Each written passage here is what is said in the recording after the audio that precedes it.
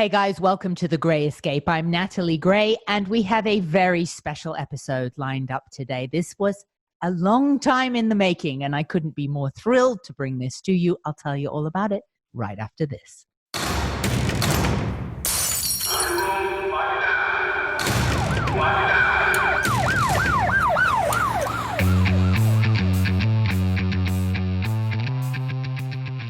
Before we get into today's episode, do you need to send money overseas? Do you need to do any kind of currency conversion online, sending money from one place to another with a different currency? If so, head on over to thegrayescape.com/cash, where I did my research and I found what I believe is the best company to do this. And guess what?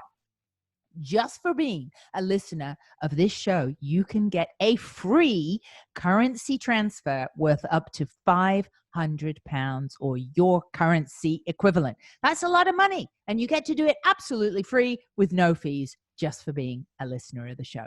thegrayescape.com/cash. So on to today's episode, and wherever you are in the world right now, you have something in common with nearly 8 billion people on our planet. We are all taking a giant Uber ride round our solar system on a rock that's around 7,900 miles wide, and we're spinning on the Earth's axis at around 1,000 miles per hour whilst going at around 67,000 miles per hour as we're taking a giant voyage around a yellow dwarf star that we call the sun.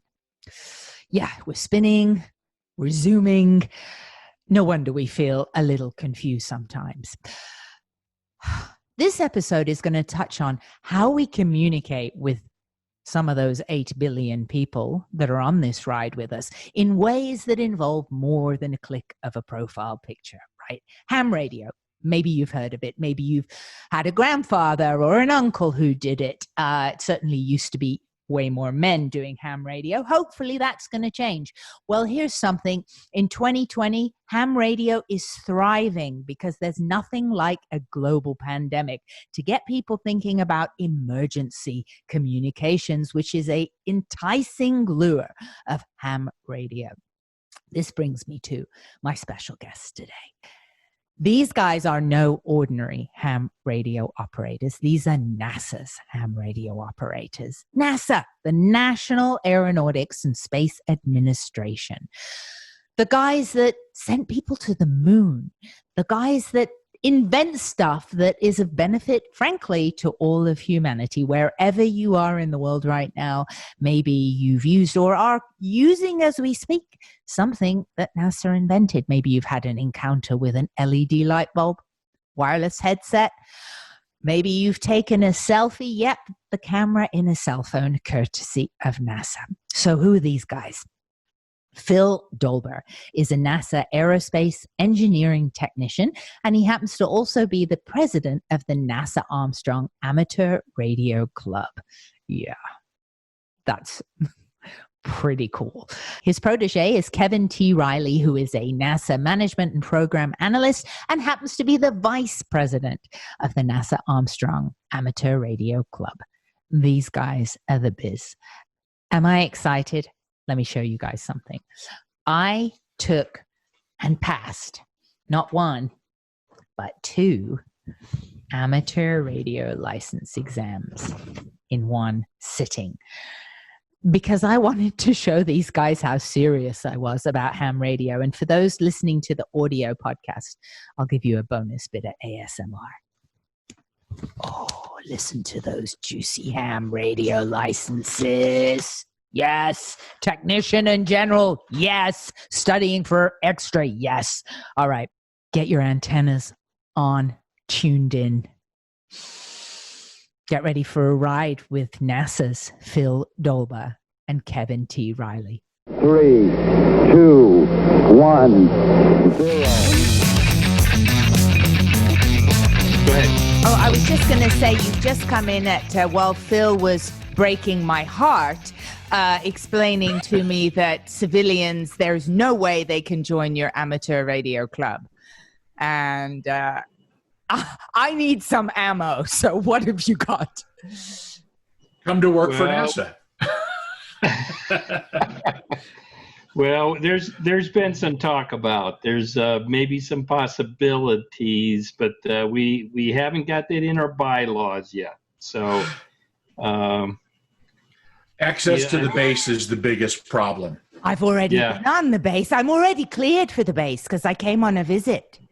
I'm already cleared. I had to wait 30 days, I think. Is that right? But it got sorted out, and I got to go in the NASA museum and see all the cool stuff, some of which I'll be checking. So I'm almost an employee. Well, you saw she has astronaut status. Yeah, I know. That's I was just going to say. It's kind of like we're very close to getting you astronaut status. You know, I'm not one, but I know some. So well, you're about to know another. I've got something to show you so that you know how close I am to this situation. Uh-oh. She's got the NASA meatball. There she's got a buffet. Very good. I've got the extra long wiggly antenna. So have you been active on the air at all? No. I'm completely intimidated to press push to talk.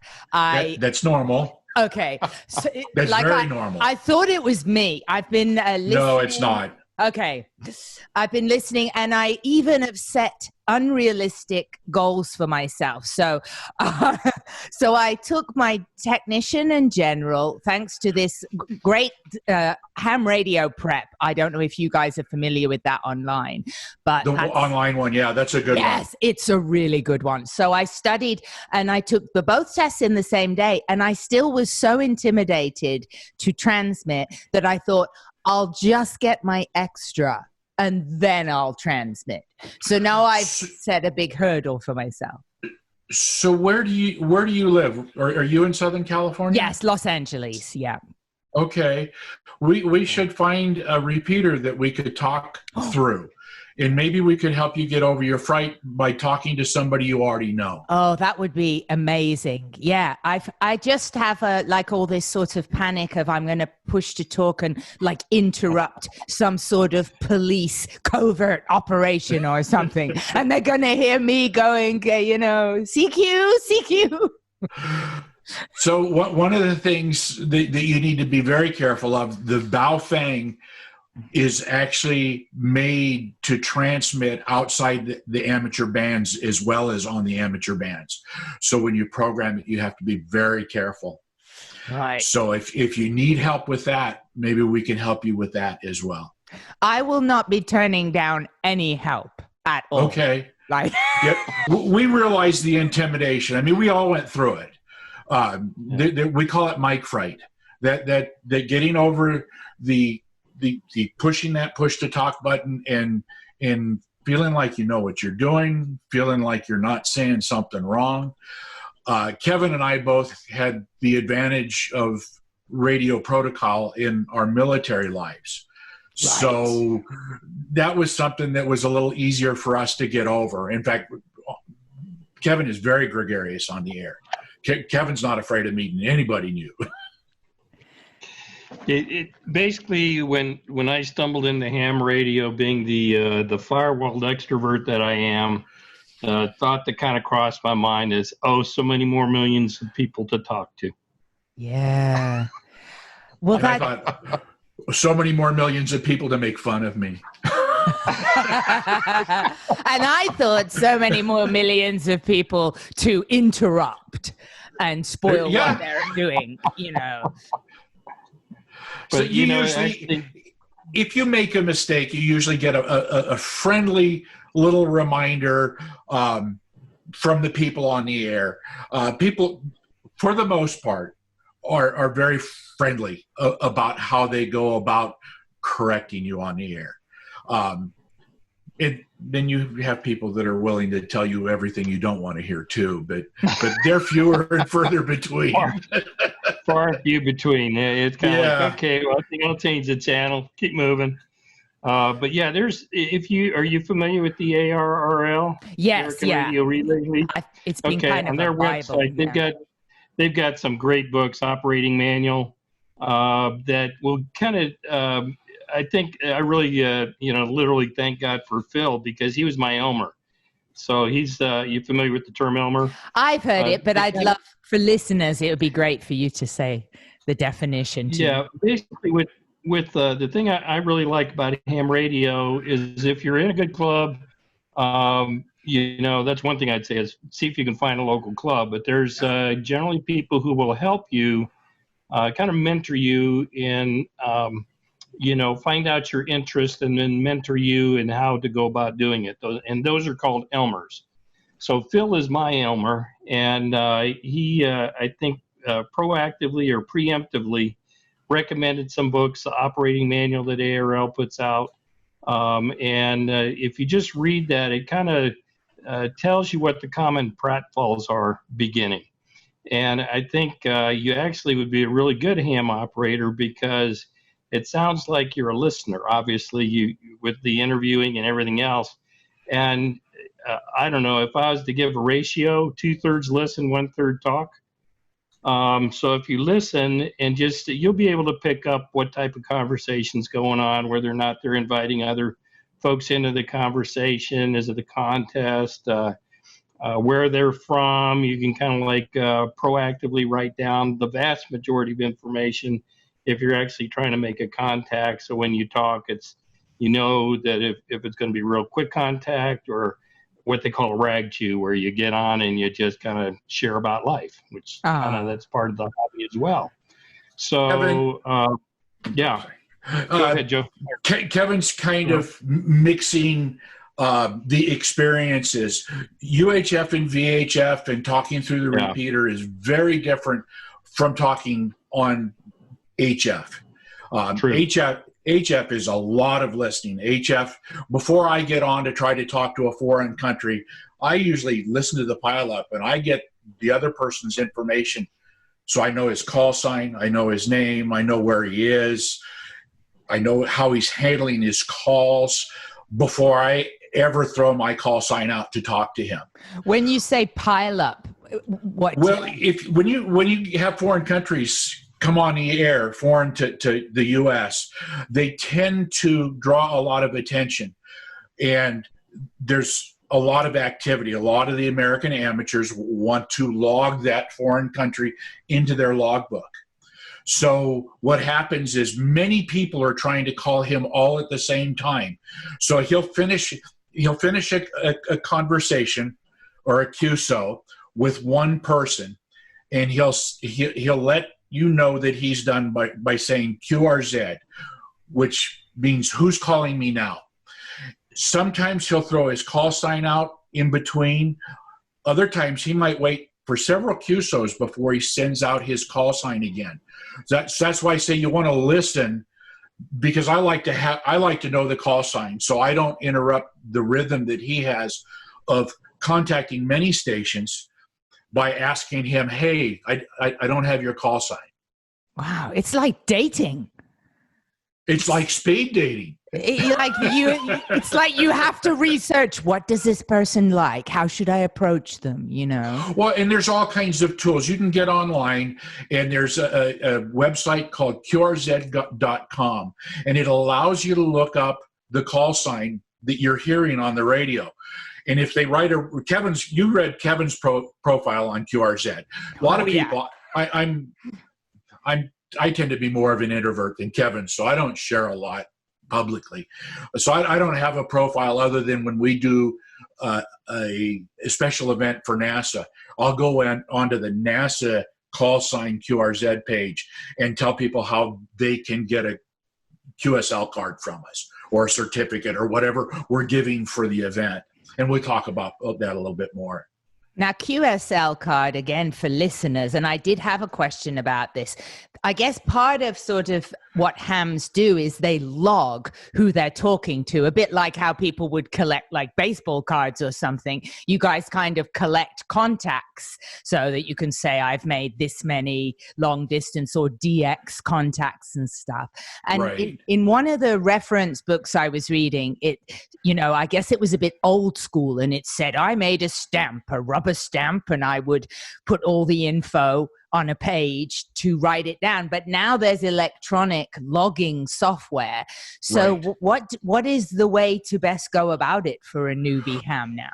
Well, there's no simple answer for that, but there's a lot of free software available for the different computer platforms to keep your logbook.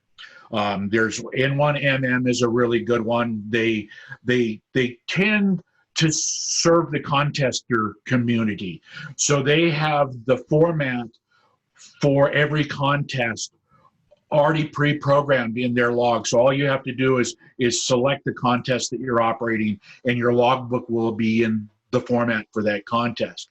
Logging used to be a requirement. The FCC required you to maintain a log, and it was part of the FCC regulations that your log be available if they ever had to inspect your station. Now, keeping a log is optional. So most people don't keep a log for like talking over the repeaters and things. If you do any weak signal work where you're working single sideband on FM, or I'm sorry, single sideband on UHF and VHF, you might log those. And of course, there's contests, UHF and VHF contests that you would keep logs for. But there's a level of complexity to the electronic log because there are all these different log programs. In fact, QRZ actually allows you to have a log through their website. And that's what I would recommend for a newbie is start using that log, kind of get familiar with it. But then there's the next level is there's people that chase certificates. There's different certificates like DXCC, that's working 100 DX countries. Wow. Working all states in the United States. So, and your log comes into play with this. You have to be able to confirm all your contacts. Wow. And that's what the QSL card used to be for. Not everybody exchanges QSL cards anymore because you can verify your contacts electronically, and the platform for that is an ARRL program called Logbook of the World. Little confusing. I have an account. Okay. Oh, very good. Yeah, because that's kind of a confusing setup to get your account. So you're halfway there. So the next step is you've got your logging software. Let's say you're using QRZ. You have your log on QRZ. Well, there's a place in QRZ where you can upload your log to Logbook of the World. And the people that you're talking to are going to be doing the same thing. So once you both get onto Logbook of the World, your contacts automatically get confirmed. Wow. So your logbook is confirmed all electronically, no postcards. Yeah, that sounds good. I mean, the postcards thing, am I right to say this sounds like it would be dying out now, the manual postcard? It is and it isn't. They're kind of a personality of the station, wouldn't you say, Kevin? That you create your QSL card based on your likes, your dislikes, your maybe your geographic location. Like one of the cards I used to have, I live up in Tehachapi, and Tehachapi is known for the Tehachapi Loop, which was an engineering feat to get the trains from the San Joaquin Valley over the steep mountain and down into the high desert area. And so I have a picture of a train going through the loop, and there's these tunnels so the train can actually be overlapped over itself. The front of the train through the loop, and the back of the train's actually over the top or underneath. I can't remember. It's like this sort of paranoid person's roller coaster. That's right. But that's a really well-known feature of Tehachapi. In fact, anybody that's a train buff knows what the Tehachapi Loop is. So that's what I put on my QSL card. So the QSL card is still, a lot of people still like to collect them. They still like to exchange them. And what we do as a club, when we do a special event station, and we'll tell you a little more about that later, some of the things that we've done on the air.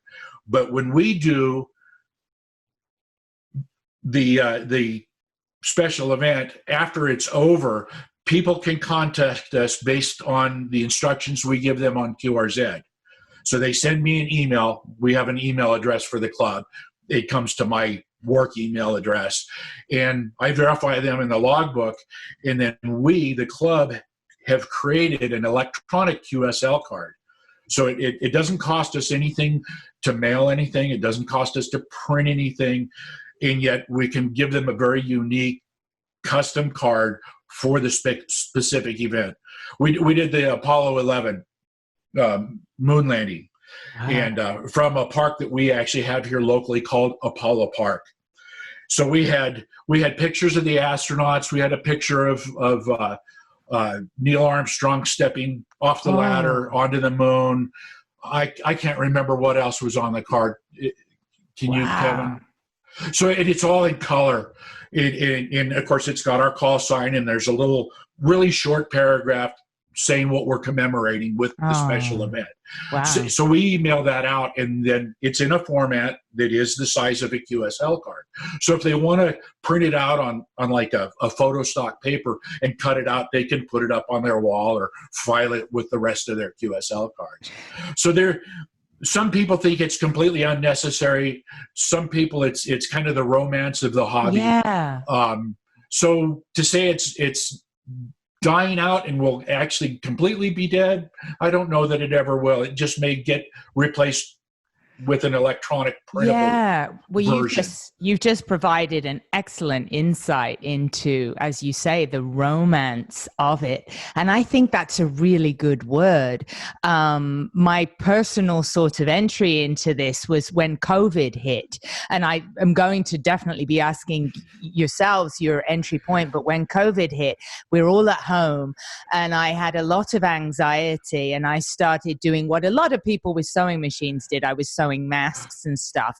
And then I felt like, because there was all these rumors going around, right? When COVID hit, it was like, suddenly the internet's going to go down. I literally was hearing rumors they're going to shut down cell phones so that people can't make plans to get together, and they want everybody to be safe at home, and so many rumors. And I thought, my gosh, the one thing I would want to be able to do is communicate with my family. And I started to really think about like ham radio, and I started to look it up, and I got an app, which I have to say I felt was fantastic. Have you heard of this app called Hamsphere? Oh, yes. Yeah. I'm a member of Hamsphere. Oh, okay. So I got this free app. You can be a member for free for 30 days. And what I will say is wonderful about the app is it gives you a call sign just so you can still listen. I mean, you're not supposed to transmit still, but I was sewing the masks and then sewing the bonnets, when the nurses needed the headgear and stuff. And I just had the Ham app on, listening. And I found it so soothing, number one, just the static. I found it was soothing like an ocean, just that shh. And the white static. Noise, yeah, the white noise. And then I would tune, I didn't really know what I was doing, which I would say is a current and accurate status right now. But I found out that on the Hamsphere app, you could press the button that said cluster. And when I press cluster, I'd be able to hear somebody talking. And of course, for me, as I say, I was like this close. I'm nearly an astronaut. Like I can now hear people in the middle of the world, right? So I was really excited to listen to people. And then what was so soothing in COVID is I was getting these little slices of life from people all over the world. So I heard strangers meet. So there was a gentleman in India and a gentleman in New Zealand. And at the end of their little chat, which was all of, a couple of minutes, and it was like, what are you doing? Well, in India, the COVID is very bad and we have to stay home. And then the guy in New Zealand was like, well, we're allowed to go to the end of our driveway. The wife and I, we go to the end of the driveway and we're able to talk to the neighbors, and like it was so soothing to hear the world going through the same thing. And at the very end, I had this profound moment because the both of them said, will you be well, my friend?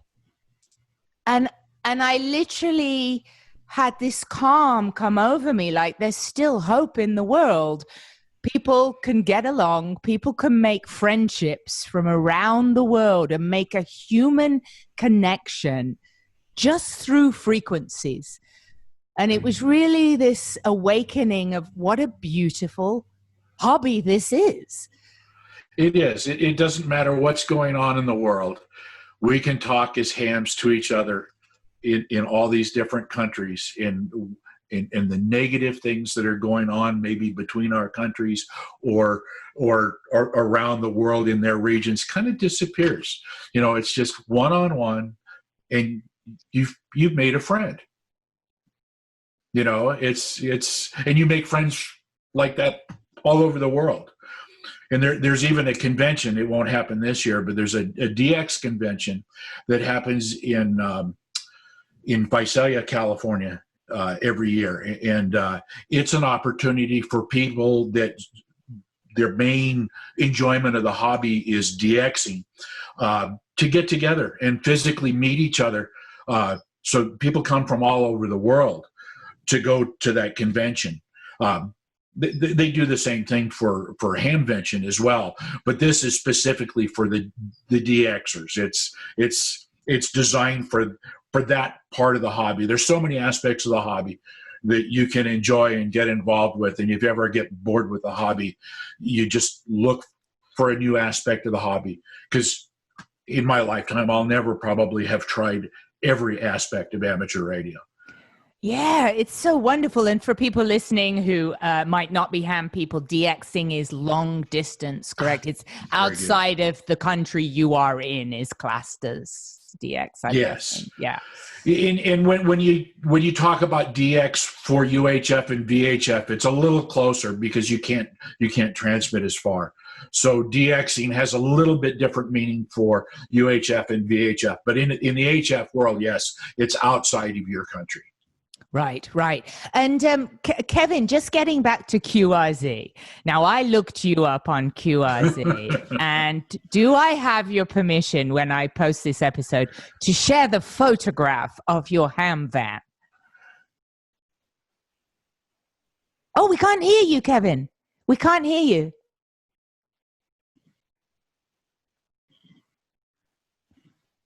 This is a good example. He'll figure it out here. Can I briefly make fun of a NASA employee that's not got his tech rigged? Just a minute. There we go. I'm back.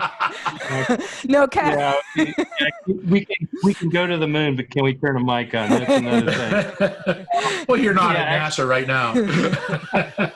Yeah, a little bit of a backstory, and I'll try and be quick about this. It's not the ham van, even though we can kind of jokingly refer to it as that. It's the band cargo vehicle. Okay. My wife told me, my wife and I, we got two bands. We used to go gigging before all the COVID stuff. My wife cleared me to go buy a van that could carry more band cargo. Well, it just so happened to be attached to a 42-foot Wilbert mast. Okay. Wow. So, and it got used twice as a band cargo vehicle first. So it is always, if you talk to my wife, the band cargo vehicle, but for other purposes, it is the ham van. No, feel free to go ahead and show the picture. I will just point out that if I saw that van as a innocent civilian with its 42-foot mast, the last thing I would think of was there's a gigging musician. Yes. Right. Well, as the case may be, yeah, it's been kind of fun driving it around because I seem to get three groups of folks that will approach me. Matter of fact, just happened when I was gassing up the van before I was driving it around a couple of days ago. And a guy, I have to be careful because the guy just knocks on the door. I had my head kind of down inside and knocked on the window and rolled it down. He says, "You work for the government?" You know, the paranoid and everything, and I just kind of I just looked down and said, "Yeah," because I do work for NASA. The van's got nothing to do with NASA. you know, and you kind of eyes get really big. I says, no, man. I says, I work for NASA. This has got nothing to do with it. This is ham, you know. So kind of have fun with the people, but a lot of times ham radio operators will see that something's not right. It doesn't have the microwave antenna on it any longer. But I do have. It's just very convenient because I can just clip an HF antenna to it, and it does have a UHF VHF on the end that I can put up as well. And so my setup, it takes like maybe 10 minutes to set it up, and I'm ready to go. So do you strap an antenna to that antenna in the van, and then it goes up with your antenna? Is that what you do? Basically, I clip the antenna to the mast, and then I inflate the mast. It's pneumatically driven, so it's just 10 to 15 psi of air. Puts up 7 sections and 42-foot mast, and then basically just put it up. Once it's up, turn off all the compressors, and then go tie off the antenna. Just got to make sure I don't drive away with the mast up and the antenna attached, obviously. But so far, so good, you know. Now, have you ever put this up around your sort of neighborhood where the neighbors see you? Well, actually, it is. It's up right now because I went out this morning. I'm trying to get ready for field day. I still haven't decided if I'm going to head off to the mountains with some guys some ham radio operators that are going to go out camping. But you'll have a tendency as you find and start buying stuff that over a year's time frame, it'll start migrating to different locations all over your house. I happen to live in a sky park, so we live on an airport here. And it'll migrate out to the hangar or the garage or somewhere else. So you have to kind of bring it all back together, get ready for field day, which is the last full weekend in June, where they for ham radio operators all around the world, the last full weekend of June is when they have a contest, and it's just a matter of clubs and individuals will see how many contacts they can make around the world. Wow. And so you may not hear a lot of people sometimes throughout the year, but on this, if you get on the HF bands, it is just amazing how many hundreds of people that you can talk to in 48 hours of time. Wow. It's just amazing. But I'm not I would say I'm not a committed contester, but I do enjoy getting out because it's so easy to make contacts. Now, is everything still happening with COVID, with field day, or is a lot of it canceled? Well, it is. Yeah, Phil's. Tell you what. Why don't you talk a little bit of what happened for Tehachapi and how they're doing things a little different these days. Okay. Well, actually, ARL is actually encouraging people to do their social distancing, and they're encouraging the clubs to do something more creative in order to support that. Some clubs have a 1,000-foot area that you can set up in. And some clubs are social distancing within that area. Some clubs are like our club in Tehachapi. We're all going to work from home. We're all going to work field day from home. And I need to correct Kevin. It's not a worldwide contest. It's Region 2, which is North America, Canada, Oops. US, in South America. I just lost the signal a little bit there. I don't know if Kevin did. Commitment is for Region 2. Okay. I'm just going to hold on. I'm switching a Wi-Fi network. When you were just talking, Phil, about if you want to just say that again, the Region 2, it disappeared for me. Okay. Yeah, Region 2 is basically Canada, the U.S., North America, and South America. And that's who is included. Uh-oh. Oh, no. Foreign countries. I can't remember if the points are different or how that works. There's a whole set of rules just for field day. Got it. Okay. Yes. And, most of that came through. And field day is they say it's not a contest. It's really supposed to simulate an emergency communication drill. So you get away from home, you get away from your power at your house. You're encouraged to use emergency power.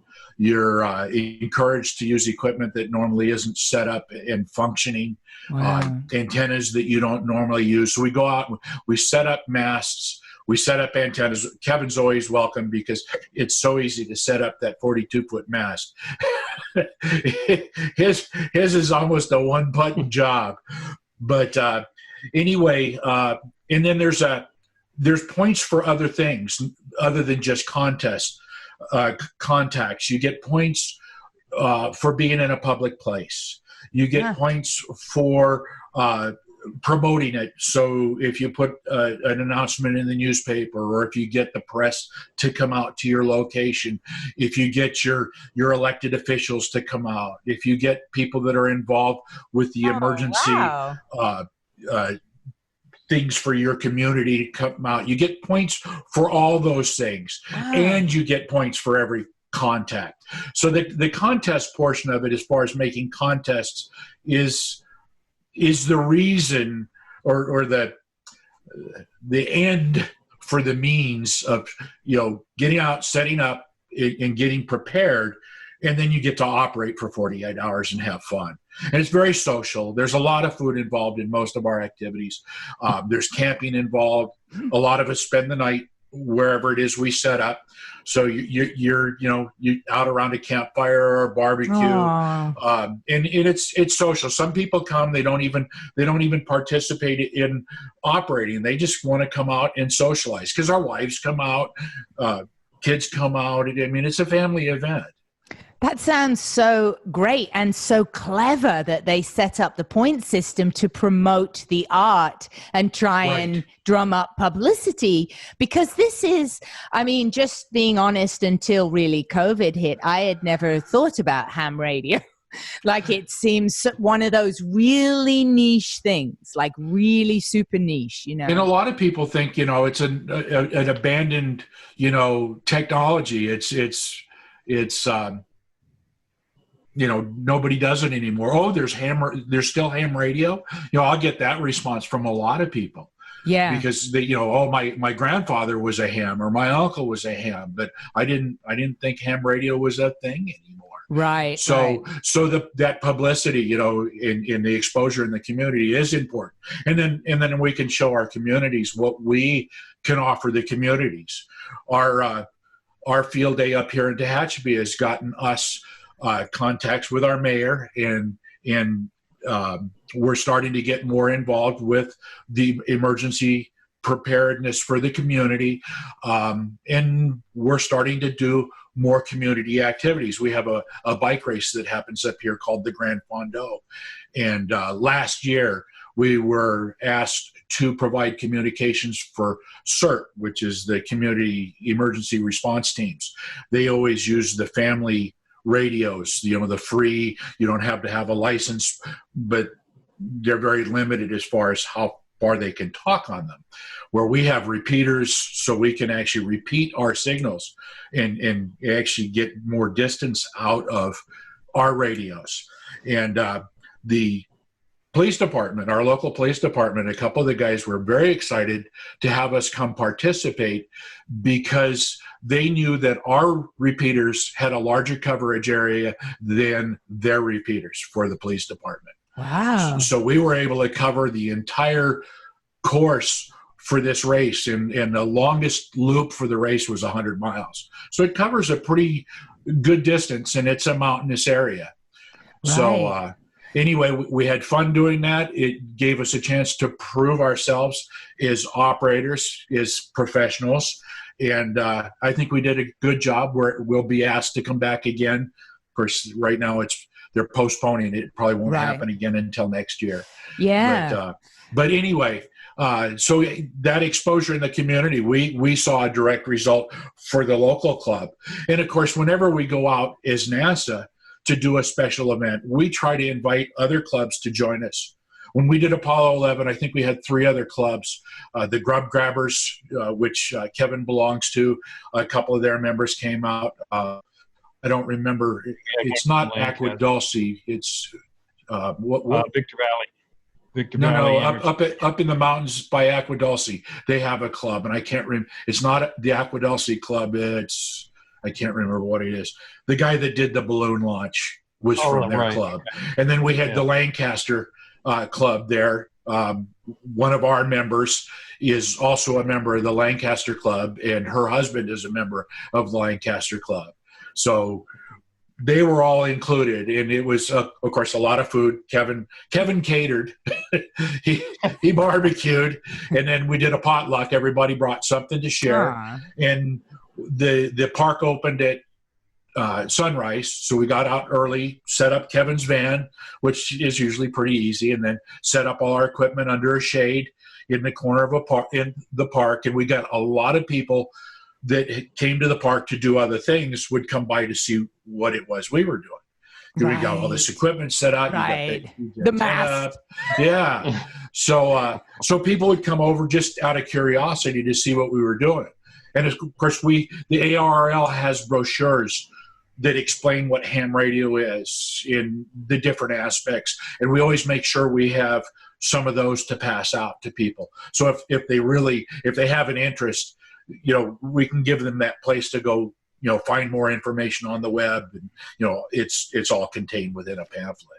That's so great. I mean, it's just lovely that it exists in that capacity as well, and that it's family friendly was another thing that I loved about it, which is kind of rare, I think, these days with communications, and that you can just feel safe to sit if someone's got a child and they want to get them into technology, or a little girl and she's interested in electronics. You can I've seen videos online of like 9-year-old girls talking to people around the world, and it's all PC, and there's a code of no bad language. It's prohibited. And I just love that seems like it's almost one of the last bastions of truly safe, family friendly communications.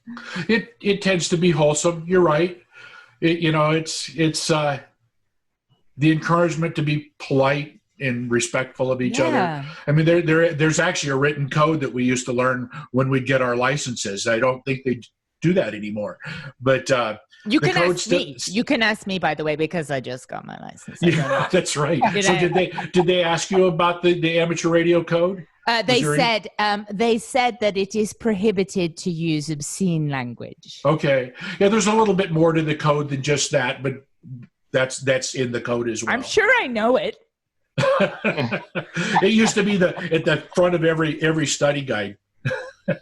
But another activity that we've done in the past is transmitter hunting, which is where you hide a transmitter, and people use direction finding. They use antennas that are directional. Oh! I so wanted to answer this because it was one of the questions on the exam. Okay, go ahead. But you just gave it away. But I did know the answer. You use a directional antenna to find the transmitter. That's right. I know. We had a build before we did our first one. We built the tape measure antennas. The elements for the Yagi antenna, that directional antenna, are actually made out of pieces of tape measure. Wow. So they're flexible and they fold up and fit in your car, and they're really easy to make. It takes, I think we made them in about an hour. It took us about an hour. Wow. I made jigs for cutting so it would go quickly, because we tried to do it during a lunch period. Wow, that's really cool. That's really cool to make an antenna out of a tape measure. Yeah, it's a design that's been around. It's on the internet. It's nothing unique. We didn't come up with it, but it's actually a very effective antenna for direction finding. And then Apollo Park, again, there's a theme here. Apollo Park is a fairly large park. What would you say? It's about 10 acres, Kevin? 5 to 10 acres? Yeah. And it's got a water feature in the middle and lots of trees. And a lot of places to hide transmitters. So we had a barbecue picnic potluck, and we did a little instruction for people that had never transmitter hunted before. and it was all on foot, so that if people ran into problems, we could kind of help them. We could mentor them or Elmer them as they went through the hunt. As you get better at transmitter hunting, the cleverness is in the hiding and some of the technical things that you can do to, bounce your signal around. And anyway, we had one that was in the trash can right there in the picnic area, and then we had 2 others hidden out in the park somewhere. And it was pretty much an all-day event. I think we started at about 10 o'clock in the morning, setting up for the barbecue picnic, and people didn't start leaving until probably 3 or 4 in the afternoon. Wow. And so you said it's the last weekend in June, the field day. That's field day, is the last full weekend. So yeah, it's the weekend that fits into the month of June. And you guys this year, are you going to be at the same location, the 2 of you? No. In fact, I may not get to participate. I have another house that I have to do maintenance on up in Northern California, and I've put it off already a month longer than I should have. It's in a very fire hazard area. So I need to go up and take care of that, and that's probably what I'm going to be doing field day weekend. So, Kevin, are you? Yeah. So, Kevin, how many seats in the van? Well, I have a mask. I'm nearly an employee of NASA. I think you're going to have to talk to my wife about that. I'm good with wives. I'm good with wives. Go ahead. She's going to love me. No, she's going to love me. I have no doubt she would. But yeah, no, we got the radio operator's seat in the back, and then the driver's seat and passenger seat with 40 350 Super Duty. Yeah, right now it looks like I'm still cogitating whether or not I'm going out to the San Gorgonio Mountains, doing some dry camping out there with the van. Of course, my dry camping and somebody else's dry camping might be a little different, because I do carry a generator, 8D battery, inverters, and an air conditioner. So are you a secret glamper? Are you really a glamper? I would never acknowledge that fact, but we do have a classic country coach. Nice. I'll throw you under that bus. Oh, I knew that one was made for me, because the paint scheme on it was NASA. I don't know how they managed to do that wise, but Kevin, you've just kind of dropped yourself in it there with that you have a country coach. I believe that seats like 99 people. So, I don't know about that, but it definitely drives nice. So what location sort of are you going to park yourself up, do you think, to transmit on field day? Well, actually, the campsites that they're talking about, it's up about 8,000 feet in elevation. Wow. It's a U.S. Forestry Service campground. They call them yellow sign campgrounds, so I guess that's kind of like particular size and amenities, which is basic. So you're kind of like out there with the bears and the wildlife. They don't really have many facilities out there, so pretty much have to take all your food, water, trash in, trash out kind of thing. So, but again, it's not like if I don't want to, I don't have to rough it. Right. And is your wife a ham radio operator also? My wife is not, but she is very open. I think what she enjoys about the ham radio experience is more what we were talking of the fellowship. I really appreciate the Tehachapi Amateur Radio Association, or TARA. That's the radio club that Phil was in, or is in. I am as well. Just very, very friendly folks. And if I could, I got to put in a little bit of a plug for the Grub Grabbers. It's a radio net that you might actually be able to tie into Very good. It starts at 7 o'clock off the Table Mountain repeater.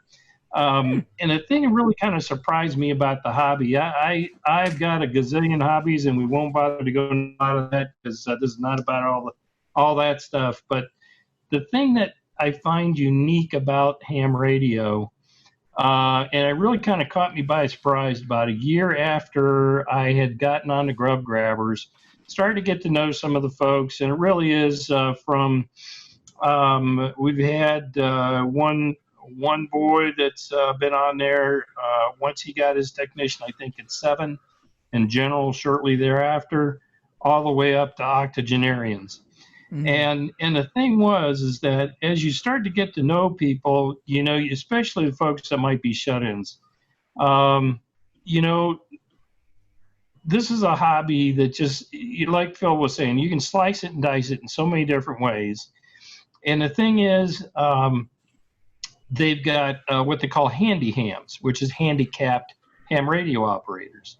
And so they have got technology that can help folks that are either bedridden or shut in or handicapped, for them to be able to talk over the radio and still have that human interface, whether it's locally with like your Grub Grabber radio net, which is a UHF, VHF, or actually it's a VHF net, all the way to HF, high frequency, and that could be international.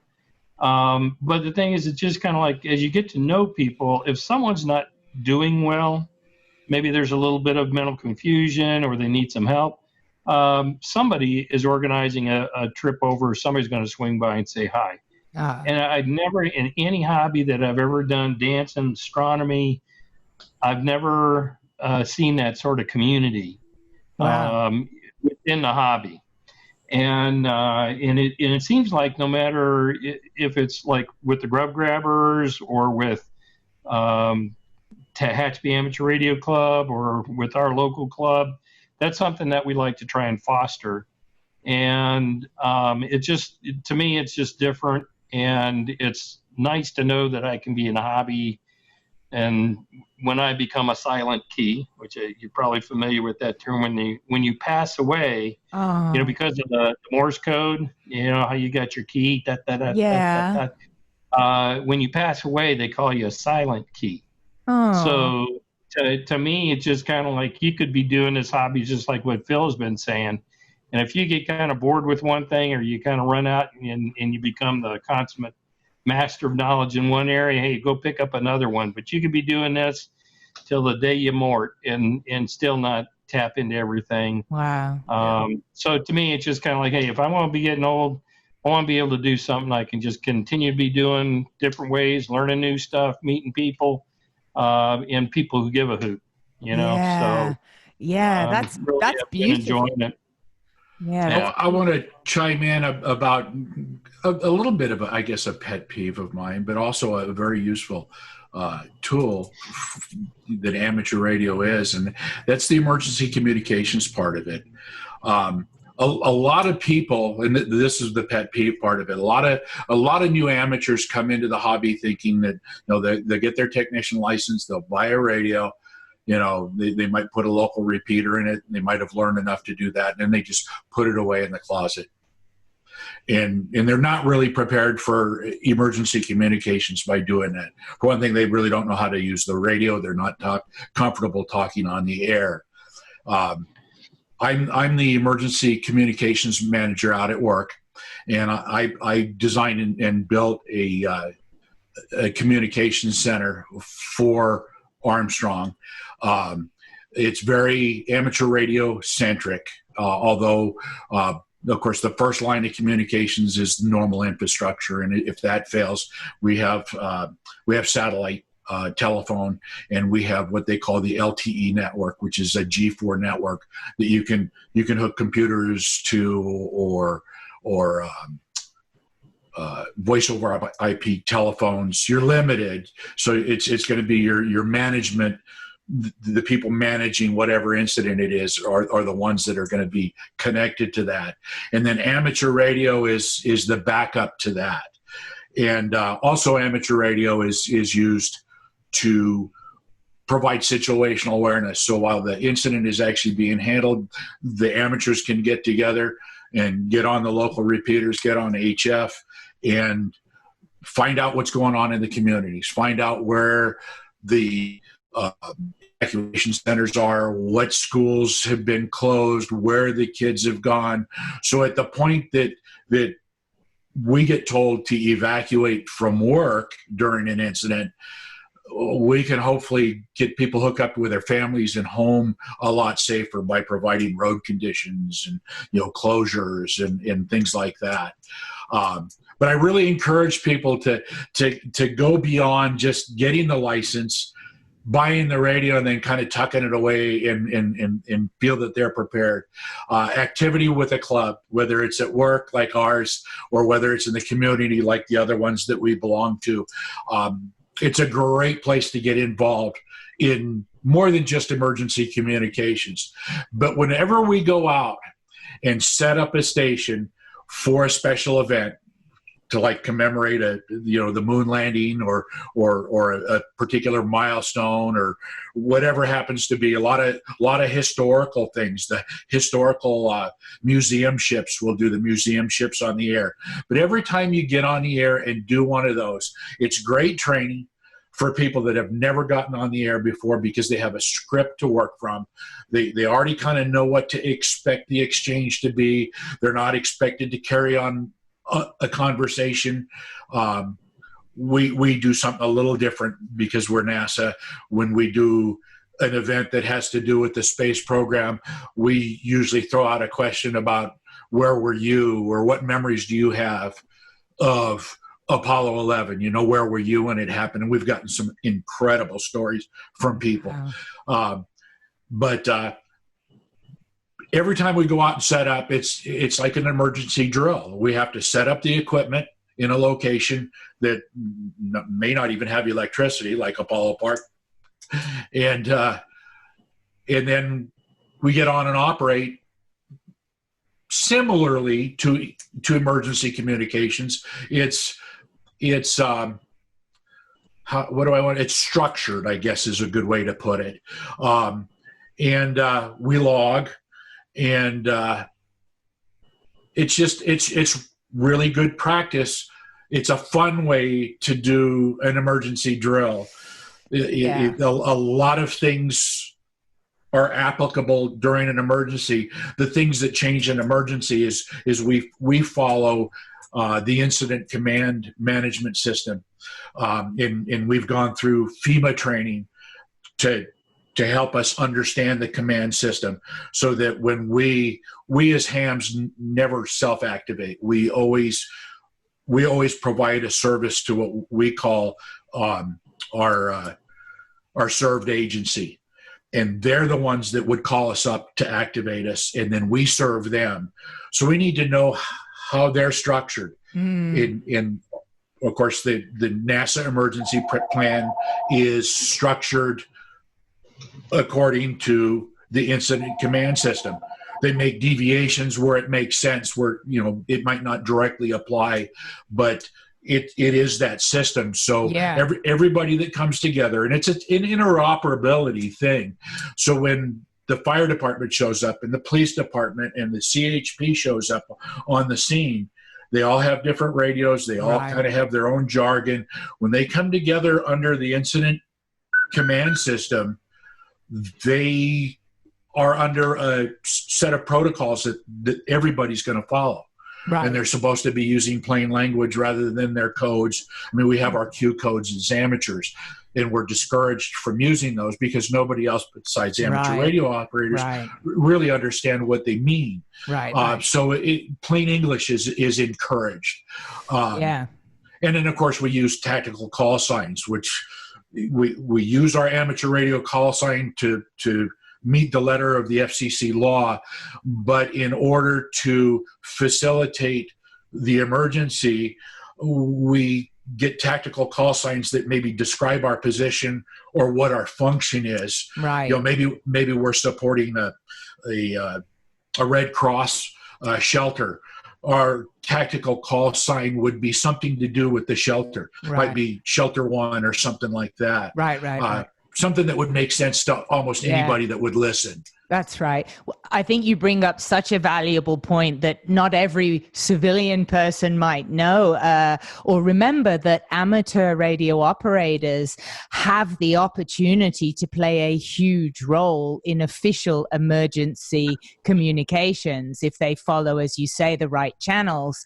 A lot of people think the hobby's just perhaps sitting and listening and chatting. They don't realize that once you get that technician license, that very first license, you're eligible to then get some training, which you can find out about through the ARRL, and that you can really be part of an invaluable service that you can provide to your community in the event of an emergency. Right. So I'm really happy that you brought that up. And that, for me, is a motivator. That's something I want to do. Yeah, it's a very important part of the hobby. It's a reason for the hobby to be, a very valid reason. And then, of course, community involvement is beyond just emergency communications. You can be involved with providing communications for safety for bicycle races and parades and in other community events. So you get to meet people in the community. People start to trust your capabilities, understand your capabilities. Right. What can you do for us? And right now we're kind of in our infancy, building relationships in the community that I live in for that. We've been doing that at NASA for quite a while. We've built relationships. ARES is one of the amateur radio emergency communications groups that's managed out of the ARRL, and we work with the one in Lancaster, which is part of LA County ARES. So we've developed a relationship with those folks. So when they do a drill, there's a big yearly drill for the Great Shakeout. We always participate in that. We pass some traffic. We try to check into each other's nets, and we do a little preparation in advance so people know who we are, and that's the relationship. Right. So you've got somebody to talk to that knows who you are in an emergency or in a drill.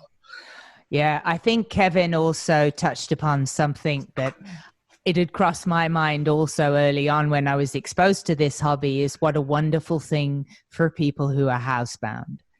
Oh, yes. And people, as you say, Kevin, people with disabilities, people, as you said, shut-ins. What a lovely way to feel connected. And as you also pointed out, this really is a hobby that it's ageless, because I've seen little children on it, and I've seen, as you say, the octogenarians. You can grow old with this hobby, and it doesn't take physical effort. People in wheelchairs can do this hobby. People with very minimal, control over their body would be able to still most likely engage in ham radio operations. And I did see you get a little bit emotional, I think, Kevin, when you talked about the silent key, and which I had not heard that term, and it feels like emotional to me thinking of it that way. But one of the things I noticed is in the request for what's vanity call signs and the request to the FCC for call signs, a lot of people like to take their father's call sign. My call sign is actually my uncle's call sign, and my uncle is who turned me on to amateur radio as a child. He put me on the air with his home station when I was in grammar school. So I have very fond memories. And then, of course, he mentored me in electronics, and he was an EE by education. And so anyway, I have very fond memories. And of course, I wrote to the family. I wrote to all my cousins and my aunt before I applied for it, making sure somebody else in the family hadn't become a ham. And they just thought it was a great idea that somebody was going to take the call sign. And it's a call sign, I knew my entire childhood, I knew this call sign. So to me, it's just one of the most natural call signs I could say. Yeah, that's right. And it's a memory of Uncle Fred. Yeah, that's right. Somebody that was very important to me.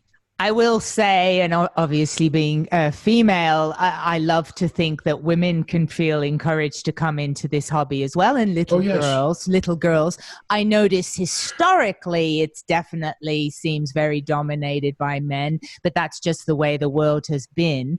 But hopefully more girls and women will become involved in the hobby. Well, I'm jealous of women on the air because when a woman gets on the radio, everybody will answer her. Everybody wants to talk to her.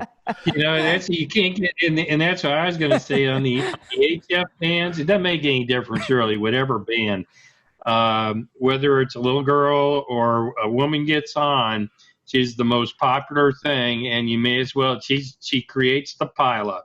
Oh because yes, everybody thinks that it is. I would say still not really novel, but there is still a large percentage of the radio ham operators are men, right? And it's just I love to see it, and I always it's kind of like, okay, can I get in there and talk to them? That's the challenge when you get in there to break in. It's like sometimes even with the little kids, like I said, there was a boy Storm. I think he got his license when he was 7, technician, and then I think it was technician at 7, general at 8, and I'm still dogging him to get his expert or amateur extra. And but in any case, everybody was, whenever Storm would get on the radio, on the local repeater, you just couldn't get a word in edgewise. Everybody else is cutting in over the top of them. My wife's a ham. Oh wow! Okay. Yeah, she got her license just real close, within a month or two of my son. I think my son was 13 when he got his technician license. Maybe he was 12 when he got his technician, and he was 13 when he upgraded to general. But we couldn't talk my daughter into it. She was a teenager, and she didn't want anything to do with it. She called it the geek thing. So yeah, now she's 40 or 41 this year. Then she's actually thinking about becoming an amateur radio operator. Well, it's interesting because I guess it is a geek thing, but the great thing is, in the last 10 years, geeks have become the cool people. I mean, that's true. Yeah, I'll agree with that. I mean, since the whole .com thing happened, and all of a sudden you had these nerdy hackers suddenly making $1 billion from an app. I think people looked at geeks in a whole new way. And I have something to show you. Hold on. I literally have show and tell down here, right? So not that I'm trying to impress you or consider this as a interview for a job at NASA in any way, but I got this book, Getting Started with Electronics. Now, here's the thing, though. We've never been a math person. I've never been a science person. So initially, here's my really totally innocent newbie exposure to ham. I was like, right, you need a walkie-talkie, right? So that's the first thing I think is I need something to ham on, right? And then I'm like, oh, you have to get a license to use this thing. Right, get a license. And then the first thing I see with the getting a license, you got to know stuff about electronics. And that was like, oh, this could end here. My career as an astronaut might end here. And so I go on Amazon. But the great thing with this book, look how the book is written. And for those of you listening, this book is written by hand. It's printed notes with illustrations. And I looked at it and I was like, I'm not intimidated by that. Right. This is made for a child. I'm in. So I got the book, and I also thought, right, as soon as you start studying for your technician license, you're hearing words which to a lot of people, your civilian people, would be quite intimidating. Like I'm listening and I'm studying for the ham test, and it's like, the diode and the capacitor and the resistor, and I was like, whoa. I'm a Ghostbuster, right? So I look on Amazon, and for $12.99, I got this kit. Check it out. Oh, nice. Oh, yeah. So it's called open source. Now, Kevin's laughing at me. He doesn't realize I really am a Ghostbuster now. And look at this stuff. Look at I'm this not stuff. laughing at you. We're laughing with you. Look at this stuff. There's resistors and Look stuff. at all the diodes. I mean, I know. Hold on. I dropped this thing on the floor, and I don't even know what this is. That's called a header connector. A header connector. Or header pins, actually. So my point of all this, besides how you guys should totally hire me, obviously, is that this is accessible financially to everybody. Oh, yeah. Like this was $12.99, and I think the book was like $10 or something. Yes, it's money, but I'll be honest with you, I've passed my technician in general, and I have yet to open and work with this, right? Because it's intimidating stuff. But I feel empowered. The fact I even own this kit. And now, because of taking the technician and general license, I know what most of this stuff is. Yeah. And I'm going to play with it. I'm definitely going to play with this. And I am going to get my extra license. I'm already acing the practice tests up to level 4, up to chapter 4, right? Acing. We just need to get you on the air. We do need to. We need to get you over that. Maybe I'm thinking 2022 when I've done my. We'll get you on the air before that. Yeah. So, can you? Oh, it's invisible with your virtual background. There is a book that the ARL publishes called Basic Radio. Okay. And it's a building block book. There is some math in it. There are some what look like engineering pictures of signals and things, but it's done in pretty plain language to explain how radio transmitters and receivers work and what the basic building blocks are. You know, you have oscillators, you have filters, you know, the building blocks are all the same. In fact, some people call the building blocks of electronics. But the book is well done.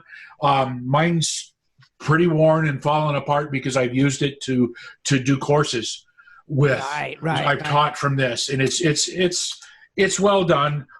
Some of my stuff goes a little bit beyond the book, but the book is just a great foundation. It's one I recommend. Oh, I'll get that for sure. Do you teach any courses online? No, I don't. I do. Actually, really the only thing I've done is for, well, I used to teach when I was in the Navy, but is for licensing. In fact, I'm writing a new course. I was one of, they call the courses that get you prepared for your license, but they don't really teach you a lot. They call them hand crams. And I'm trying to get away from that. I'm trying to give a little bit more foundation. My goal is to teach the class to create an operator so that when somebody's done with the class, they don't have your fear of I'm going to do something wrong, or I don't really understand enough to know I'm not going to make a mistake. That's what my goal is. Whether I'll accomplish that, I can't tell you. Right. I'll let you know after I teach the first class from the course I'm writing. How do people take your course? I've done a couple classes at NASA, and that's all I've done. Okay. And this is for employees? It's basically to build our ranks in the club, to draw members of the club. Because what our club does, we have a lot of activities in the club for amateur radio, but one of the big things that our club is used for is a springboard for emergency operators. We volunteer to provide emergency communications for NASA if something happens, or for Armstrong if it happens. And our little club is the organization to draw people into volunteering for the emergency communications.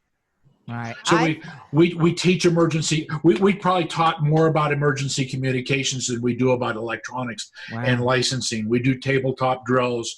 We do on-the-air drills. We go over the FEMA or the incident command paperwork that is required to do emergency communications for a served agency. Those are the types of things we train for it out of the club.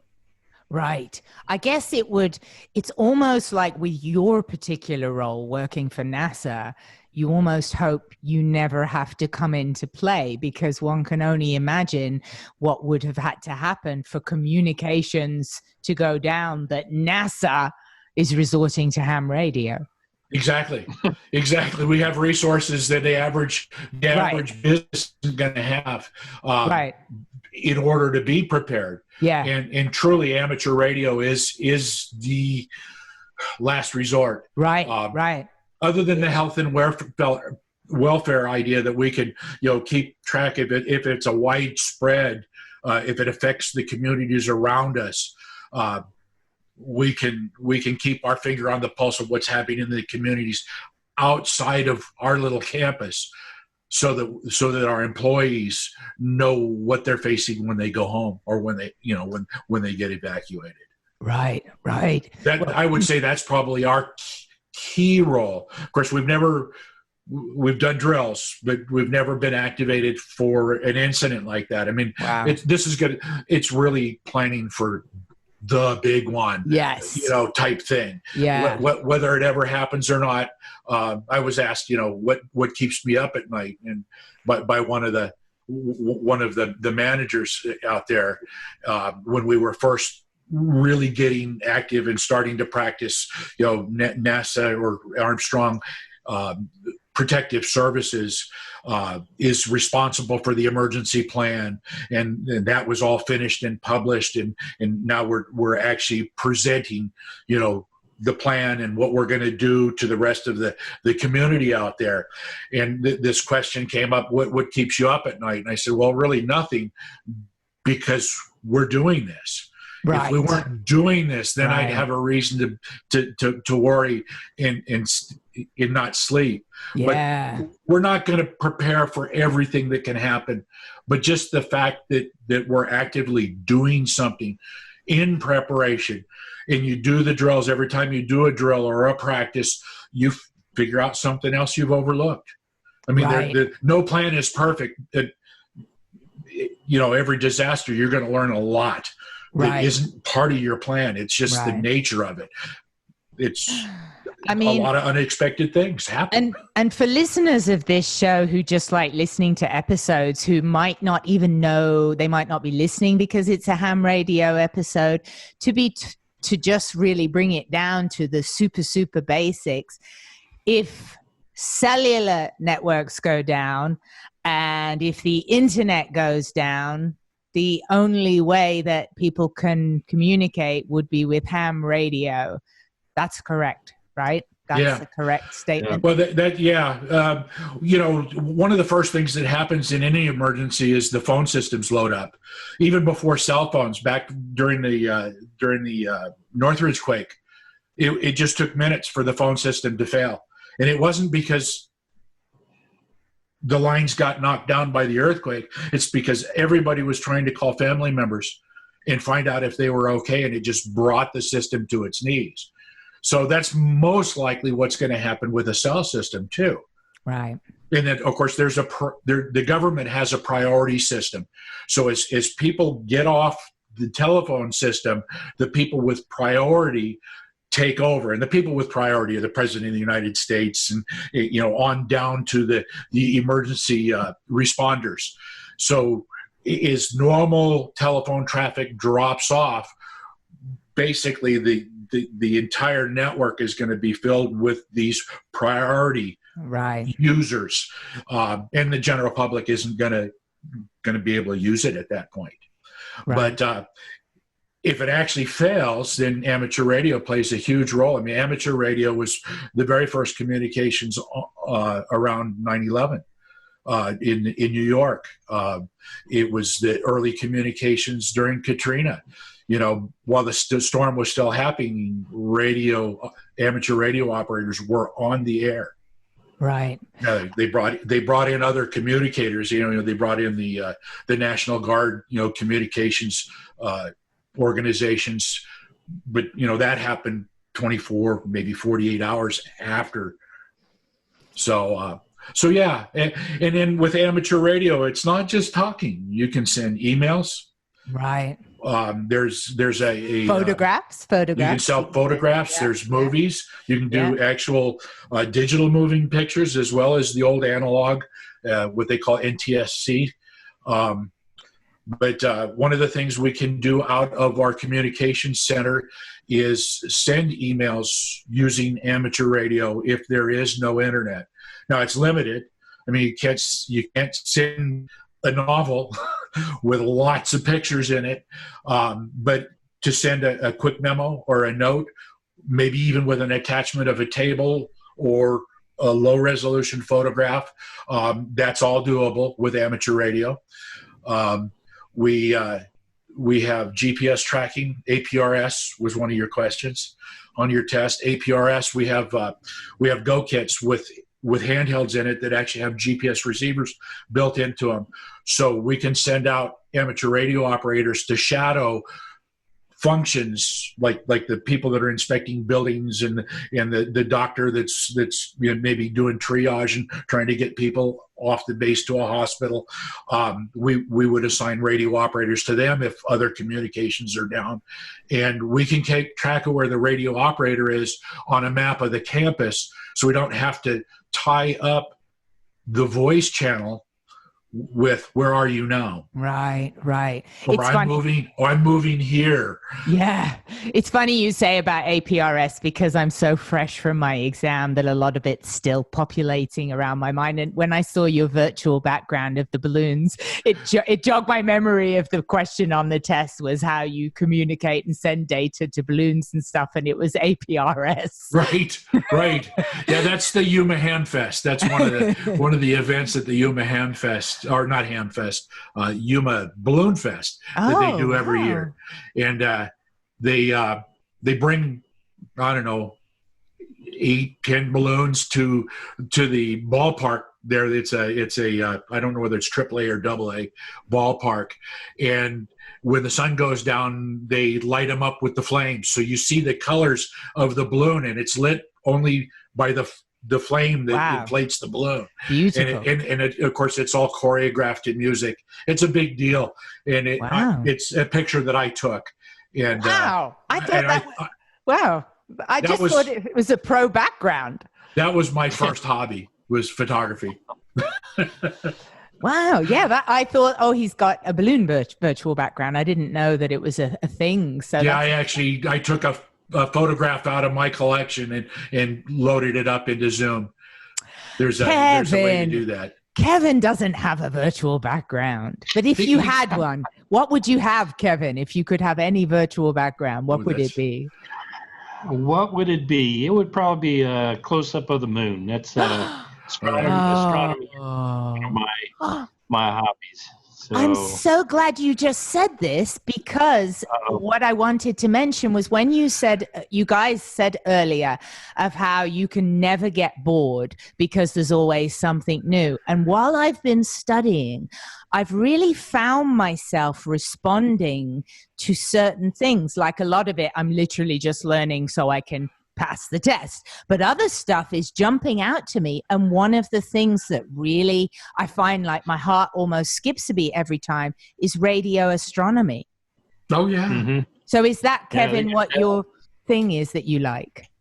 Well, actually, I was kind of segue to a slightly different topic. Is part of amateur radio, they've got what they call Earth, Moon, Earth, EME. Yeah.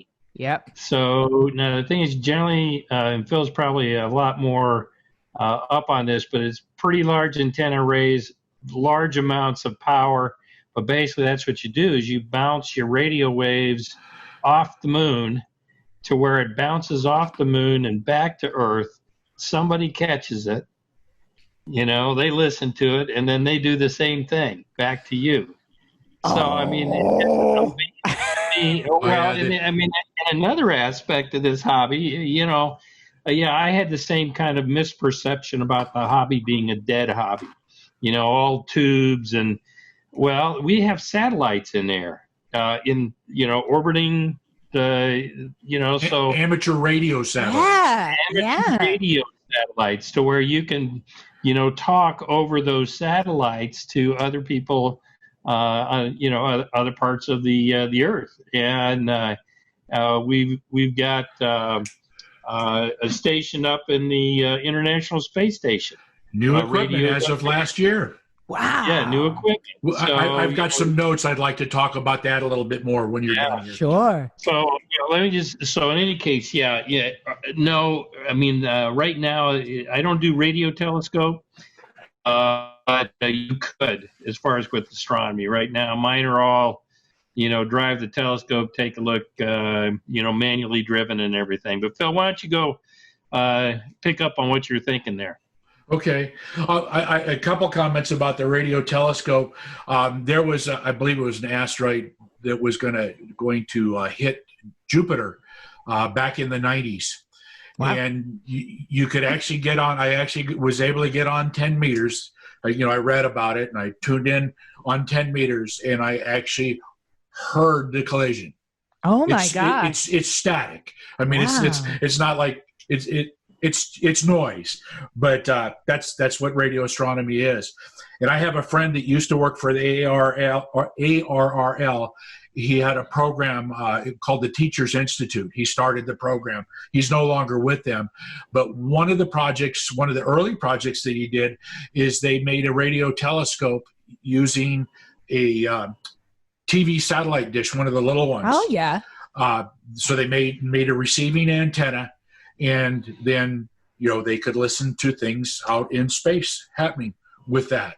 And wow. That was the Teachers Institute was basically a summer program for teachers to come learn about technology. And it was usually, there was usually a specific project that they would build and use and become accomplished with.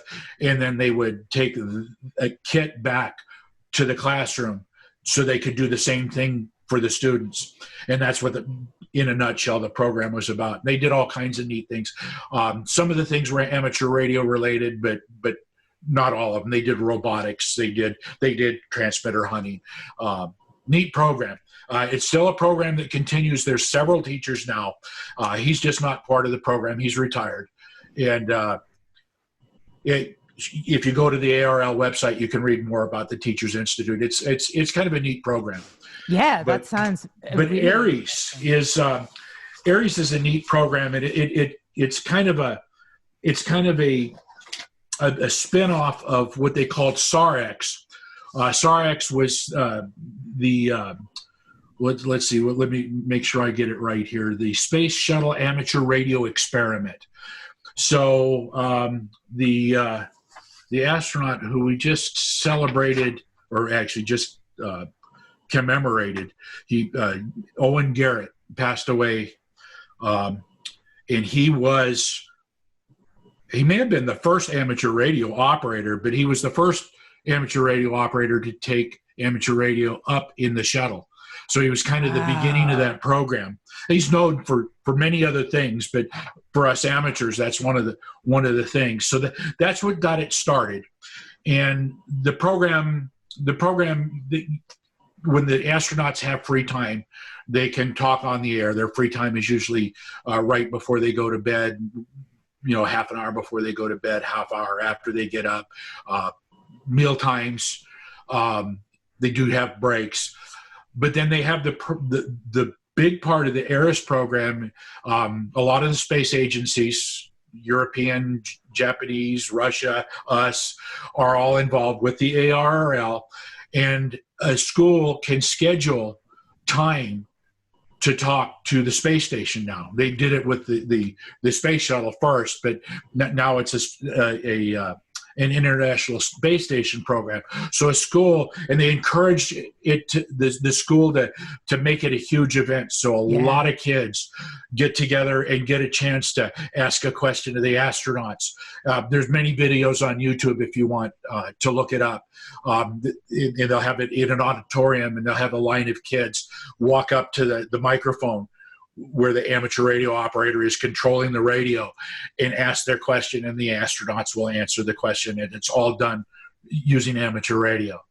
And then amateur radio is also a backup communications for them as well. Now, I'm correct to say that ham operators who aren't part of a school or an organization can still have a crack at communicating? Yeah, when an astronaut gets on the air during their off time and it's not scheduled with the school, the astronauts can make personal contacts. So, and many people have talked to the space station and the shuttle like that. I never done that. I did accomplish a digital contact with the Russian Mir station before it came down. In fact, it was, I think, the year it came down is when I made my contact. Wow. And you don't need a lot of sophisticated equipment. You can just use your vertical antennas on your house. It'll have to be an outdoor antenna. But you don't, I mean, you can get very sophisticated, and I have a satellite station that will automatically, using software, track the satellites, and the ISS is one of the satellites. So it takes care of tracking for you, and as something moves, there's what they call the Doppler effect. So the frequency actually changes as it speeds past you, like the train whistle analogy. Right. So anyway, the computer will even take care of tuning for the Doppler effect. And it was fun building the station, but I have to admit it was more fun operating when I was running in and out of the sliding glass door of my bedroom where my station was, turning the antenna manually and then running back in to see if I could hear my voice come down on the downlink. So you have one frequency that's an uplink and then a different band in frequency on the downlink, so it's full duplex. So you hear your own voice if you're pointed in the right direction. Well, I mean, it's crazy exciting that anybody could, who with a license, FCC license, can have a crack at talking to the space station is phenomenal. But I know now, anybody listening to this episode who is a ham person, I have 2 NASA ham radio operators in front of me. I got to say, if I said to you, I'm going to ask you in a budget of, say, $100 less or less, $500 or less, and $1,000 or less, what antenna tips do you guys have? Like, what should we buy? What can we buy that we can get the best bang for the buck with antennas? Well, you want to buy the best antennas that you can, of course. I'm a fan of building. Oh, building. Okay. Wire antennas. You can build wire antennas very inexpensively. Okay. If you have room for them. I mean, a city lot might not afford you some of the room.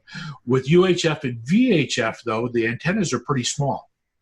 So you can actually put up quite an antenna, and you can build your own Yagi antenna with 10, 15, 17 elements to get all the gain that you're looking for, and not spend that much money. The average VHF antenna with some gain, that you could point, that's got directivity, 11 elements, I'm thinking $200-300 for something like that.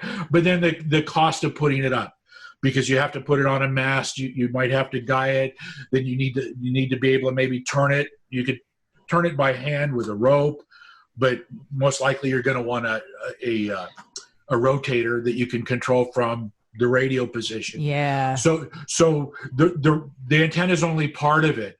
It's almost like, okay, an antenna is going to cost $200, but then there's all these hidden costs to get it in the air. $800. Get it functioning the way you want it to. Right. Kevin knows. I helped Kevin build a dream station when he put his station together, and I had a lot of fun spending Kevin's money to put his station together.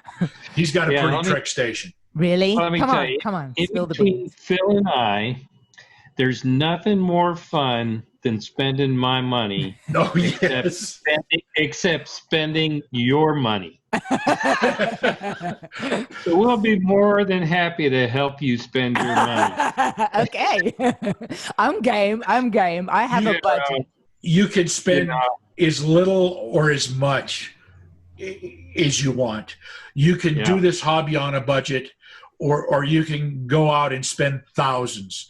It's really up to you. You can have fun no matter what. I mean, my first radio was a 2-tube, 15-watt CW only radio that I built. It was a project in QST, or it was the ARL handbook, and my receiver was an old aircraft receiver that I could tune to the 40-meter band, and my antenna, it wasn't even a measured antenna. It was just a random length of wire that went from my bedroom window up to the top of a juniper, which is as far as I could get it on our little lot that we lived on.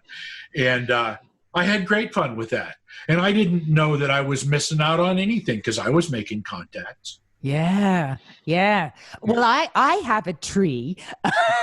There you go. Well, my tree's really tall, and it's funny because the neighbor had said she wanted to cut it down to build a wall, which was a really fun conversation. Oh, yeah. Yeah.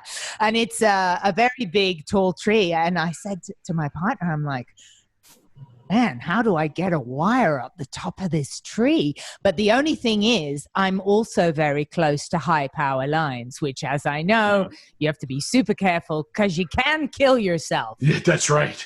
Right. Yeah. But there's many clever ways to get an end of an antenna up into a tree. We have a member of the club up here in Tehachapi uses a bow and arrow. Wow. With fishing line attached to it, and he shoots that up into the tree, and it goes up over the branch, lands on the ground, and he uses the fishing line to pull up a little larger rope, and then that rope is pulled on to bring the end of the antenna up into the tree. Wow. And we do that every year for field day. That's I think that's our 80-meter antenna for field day. Wow. So and then there's other people make potato guns that are, they launch a potato with either compressed air or atomized fuel in a match. Slingshots. We got drones. the UAV. A little drone. Oh, a drone, of course. Yeah. And it's real simple. I mean, you'd have to draw it out or see the video. Very simple to do. And he's very successful in just doing the same thing, dropping a fishing line with just a little O-ring and over the tree. And then he just pulls it up and through and goes either way. And the mechanism on the drone is so simple. I think it's a coat hanger bent. So you just loop this loop over this coat hanger hook, and then when he gets in position where he's ready to drop it over the branch, he just tips the drone a little bit, and it just slides right off of it. Wow. So there's no, I mean, again, you can do things real trick and complicated and expensive, or you can keep it simple. That's right. Yeah. So be able to hang a fishing line across a tree for $1,000 drone, it's right. Or bow and arrow. So we let somebody else buy the drone. Yes. We treat the person. Yeah, we treat the person with the drone to some nachos. That's right. Get free barbecue. Yeah. Yeah, but well, this is very encouraging. Yeah. Yeah, let me just touch the base. I really have to thank Phil. He really did kind of a whiz bang job. I would say, as far as with the antenna, like Phil's saying, it can be as inexpensive as you want, just a wire, or it can be pretty whiz bang. And I started with just the wire, but then I got the van, and but it's still 100 watts in a wire. It just happens to be attached to 42-foot mast. Don't need that, but I don't have trees, so I can't. If you got a tree, you're already golden. But basically, what we did, I don't know if you're familiar with a spider beam antenna, but there's two types of antennas that are pretty popular. Types, spider beam and a hex beam. And a spider beam just looks like a really big coat hanger or a clothesline, with the kind of like the X. So in any case, we put one up on top of my hanger, and it fits in a rotator that will rotate the antenna around so I can point it north, south, east, and west. Ran the cable, but then the challenge became, how do we get the command from the house where the station is out to the hangar and to the controller? So what Phil really helped me with was to come up with a radio control to where I have a transmitter in the house that will transmit the signal wirelessly to the controller that's in the hangar. Wow. And so with the software program on my laptop, basically, it's also my logging program. I can basically, basically tell it what direction I want the antenna to go, and it will send the command out to the hangar or to the controller that then turns my spider beam antenna in the direction I want it to go. And I've had really, really good success with that, along with the radio. I have a Yaesu FT991A, which is a smaller, UHF, VHF, HF radio. And that combination has really done me well. I've had contacts as far as Turkey on HF, but pretty much all points north, south, east, and west. I've talked to folks out in Mongolia, New Caledonia. Wow. It's places I had to like break out the world atlas. It's kind of like, where is this place? Thank heavens for Google Maps. Yeah. Oh yeah. And that really is a huge draw for me. We really didn't touch on that, but my Uncle Frank, when I was a little kid in third grade, we went to visit him. We lived in Wichita, Kansas, and he lived in Omaha. And I can remember the first time I met him, he invited me to go down kind of like what would be the equivalent of his man cave downstairs in the basement. And I call it the Wall of Warm. Basically, it was all these tube radios and amplifiers. And as a little kid, you can imagine me being in third grade, I'm just like, totally in awe of what this stuff is. And then all of a sudden you can start hearing all these accents. Wow. I remember some Germans and some Brits and some Aussies, and the ionosphere was doing really well that year. That's back in 1999. And wow. I was just in awe. And it just kind of like, how can he do something like that? But I just, for whatever reason, just thought, well, that's like my uncle's hobby.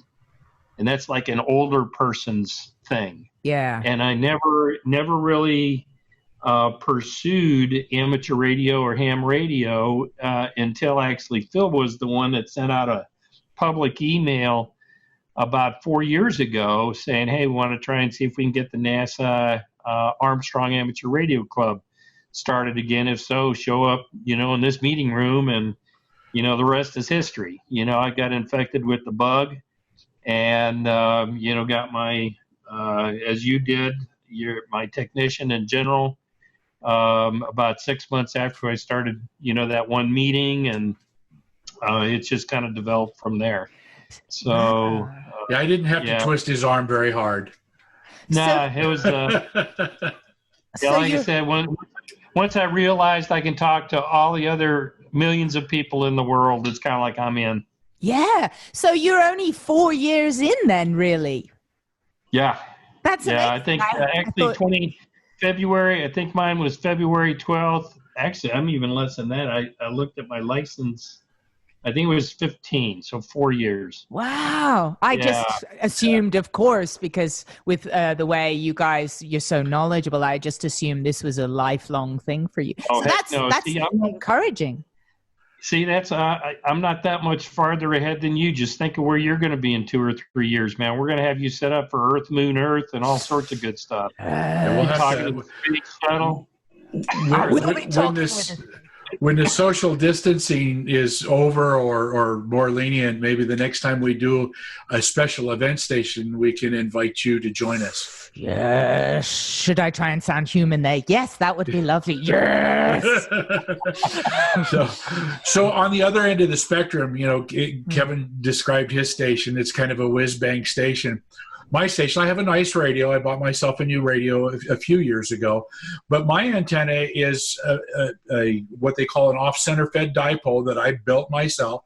I have the advantage of being at about 4,600 feet on the side of a hill. Wow. But I can pretty much work all the stations Kevin's worked. In fact, I worked Slovenia 2 weeks ago. I've worked a lot of the European countries. I've worked countries that I'd never heard of that I had to look up in the atlas too. It's my circumstance. I have the elevation and the advantage of being on a mountain, and I've moved a lot in the last 15 years. I think I've moved 6 times. So my station has been a mobile station for most of that time. I haven't set up an HF station at my last 2 houses. I didn't have an HF station. It was all mobile operation, and my little commuter Suzuki that I would drive in, and my radio station was in that car. And I'm not going to stay where I'm living right now, probably for retirement. So I'm not going to put any towers or anything up here. So I put up I think it's a 34-foot mast. It's just aluminum pieces. It's guide. We have unbelievable winds here. I had to repair it this last year because of snow and wind. But it does the job for me. I'm able to break pileups with 100 watts in that wire antenna. Wow. And when you say guide, you mean sort of tied and grounded into the ground? Yeah, it's got, I use Dacron line to guide it. Let's see, there's 2 guide points on the antenna. They come down to 3 points on the ground. So it's kind of a triangle. Got it. And we easily get 70 mile an hour gusts of wind when we get windy up here. And the only time it failed was because of the snow. Right, we had the high winds and the snow at the same time. Okay. So this spring I had to take it all down, and it had been up for almost 6 years. So I took it all down and replaced a lot of hardware, and then put it back up. I built a new off-center fed dipole, same design, and put it back up. Well, with the heights of the antenna, I know from the exam that the height that the FCC allows is that somebody can put up to a 200-foot antenna. Now, of course, that doesn't go with your city local guidelines. Like, you will have codes, people will still have to check with their city. But I was still quite shocked that basically the FCC says, yeah, anybody can put up a nearly 200-foot antenna.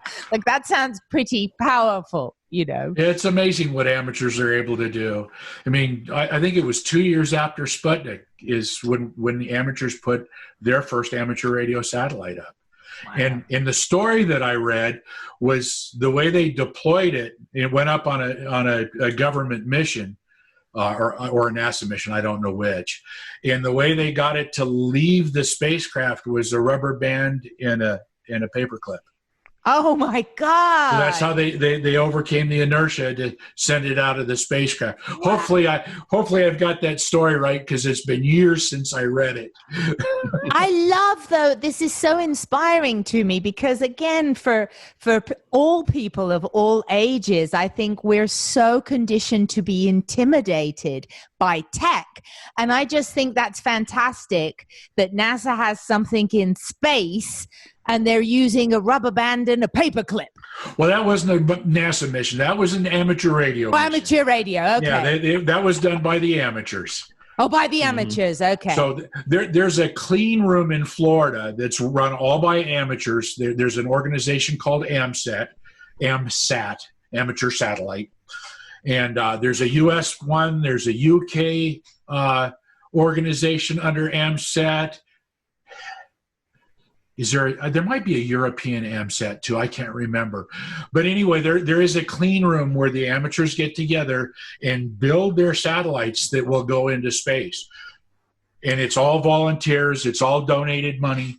You know, they don't have huge budgets, but it does cost a lot of money to put a satellite up. And it's, like I said, it's all donations. Well, I'm going to amend my enthusiasm. It's still, the sentiment is still the same. Something got launched into space and involved space and amateur radio, satellite stuff, and a paperclip.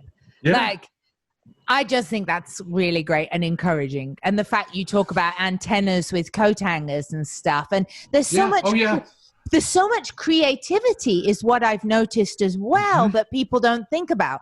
I think a lot of people think it's, well, you buy a fancy piece of technical gear and you plug this into this and this, but there's so much creativity in, as you say, building your own stuff. Yeah. To me, cleverness counts. Yeah. You know, it amazes me some of the ideas people come up with. You know, and I'm speaking jealously because I wish I'd thought of that.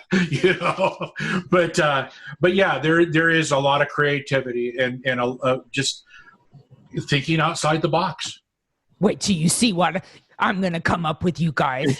That's and there's a friendly competition within the clubs, especially when you get into contesting or transmitter hunting, building things to, you know, building the better whatever. There's a lot of friendly competition. I'm going to make an antenna out of a Blu-ray disc of season 4 of Game of Thrones. There you go. You will see. You will hear. The I have a little addendum to the ISS. I said last year that the ISS had gotten new equipment. Okay. The equipment, I think, actually went up in 2019.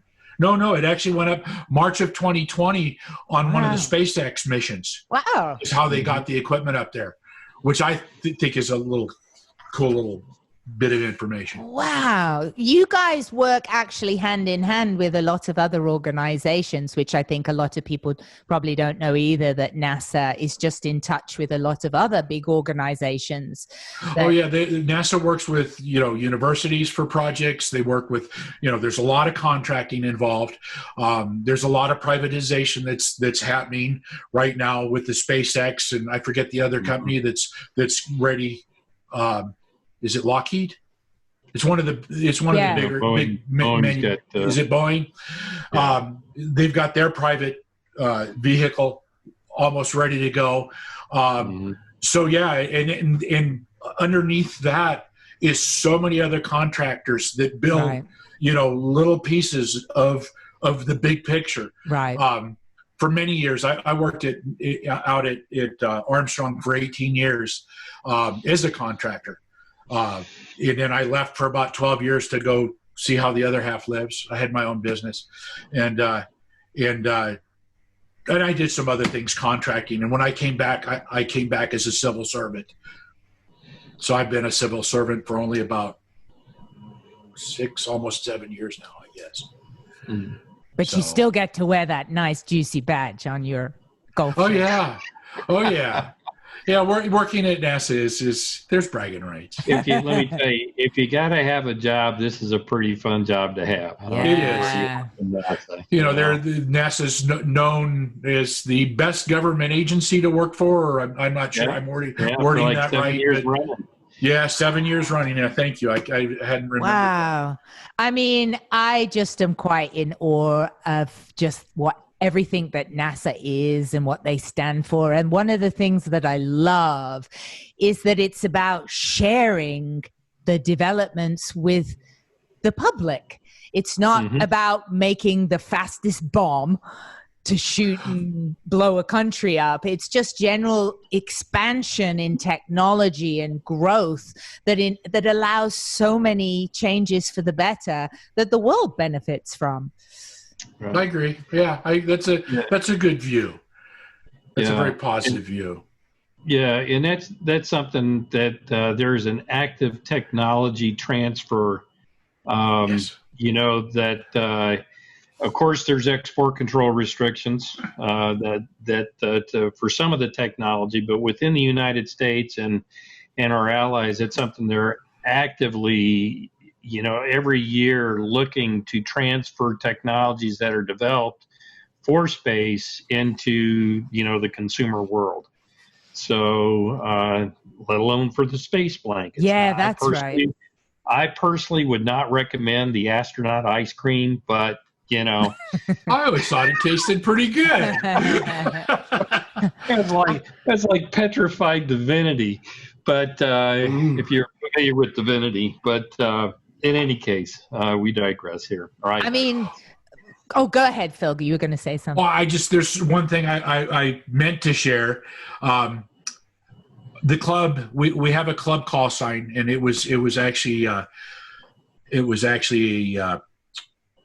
I'm having a senior moment.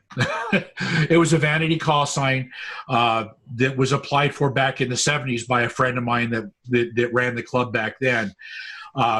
We got NA6SA is the NASA call sign. So it's NASA with a 6 in the middle of it. Okay. And when we do our special event stations, we're like a foreign country as soon as people realize what that call sign is. And it doesn't matter whether it's Armstrong or one of the other centers. We are the subject of a pileup. You are rock stars on the Hammer. Oh, it is. It's so much fun to get on the air, because even as bad as the bands have been this year, because we're at the bottom of the sunspot cycle, we've still done some pretty incredible special event stations. And the entire time we're on the air, people are trying to contact us. But when we turn the switch off at the end of the day, there's still people calling us. Yeah, so I can imagine. It is pretty exciting to do that. I'll comment. There are, let's see, 1, 2, 3, 4, 5, 6, 7, 8, 9, 10, 11 NASA facilities and centers that have amateur radio clubs. Wow. So we're not alone. And we've in the last few years kind of developed relationships. It kind of started with us doing some of the emergency communications, inviting other centers to participate.